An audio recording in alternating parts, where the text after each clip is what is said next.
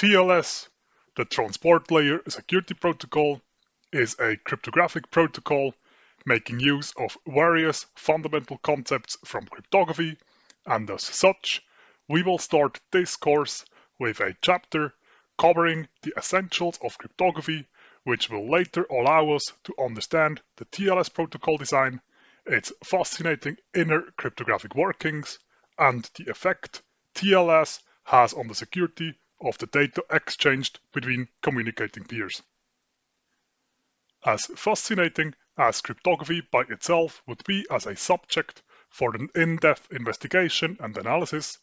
for this course, cryptography is seen as a box full of tools with which, within digital information systems, the four classic security goals, confidentiality, integrity, authenticity, and non-repudiation, can be implemented.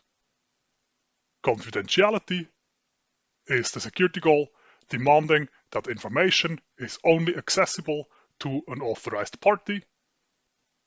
Integrity is the security goal demanding that the correctness and completeness of information can be verified. Authenticity as a security goal demands that the source of information can always be verified by a receiving party. And non-repudiation as a security goal then demands that the source of information can not only be verified by a receiving party, but that the source of information can be verified by any third party. Let's have a first look into this toolbox that cryptography can be seen as. Cryptography approaches each security goal with one or more concepts and provides for each security goal clearly defined cryptographic primitives that can ultimately be used to construct the security goal within digital information systems. The primary cryptographic concept serving confidentiality is encryption, where some of the key primitives are, for example, the symmetric encryption block cipher AES or the asymmetric encryption scheme RSA. It's important to point out that this is an incomplete list with only just some very prominent example primitives listed, but with many more encryption primitives actually existing within cryptography.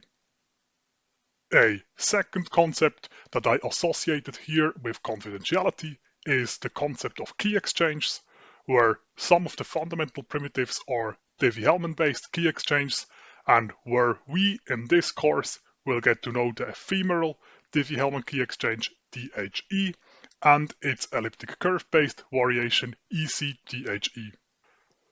Key exchanges as a concept are not strictly only applying to the security goal of confidentiality,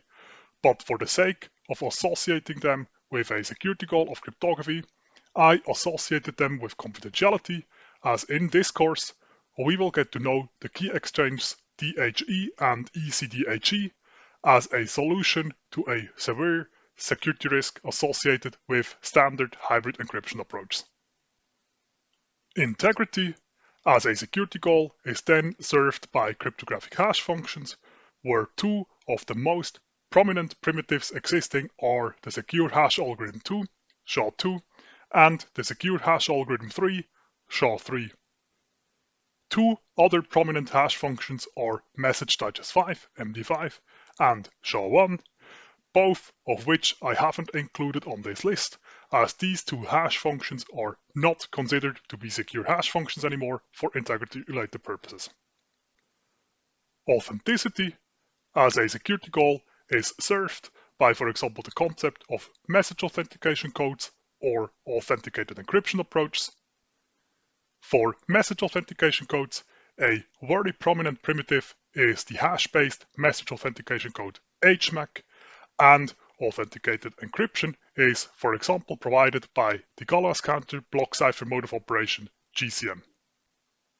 Non-repudiation as the strongest integrity-related security notion is served by cryptographic digital signatures, where two of the most popular primitives are the RSA-based cryptographic digital signature system RSA-PSS, or on the other hand, the elliptic curve-based digital signature system ED255-19. To properly understand TLS, all of these concepts are important, so we will have a closer look at each of these concepts over the course of the next few lessons.